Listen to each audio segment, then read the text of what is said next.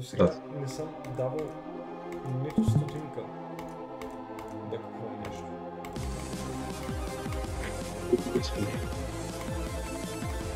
Видя ли новия Майнкрафт филм, трейлера? Още не, просто видях, че хората го цеят и по някаква причина почнаха да творят с парите. Човек, мен реално ме е скепи, смисъл, не е зле.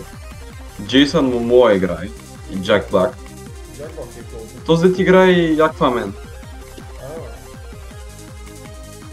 Той пак какво прави в Майнкрафт? Джак Блак е Стив, апparently.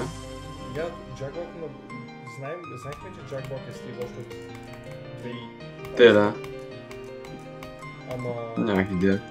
Той пак играе той Аквамен. Един вид те попадат случайно през някакъв портал от реалния свят в Майнкрафт универса. Тъй, че той просто играе рандъм. Ама идеята на всичкото това е, че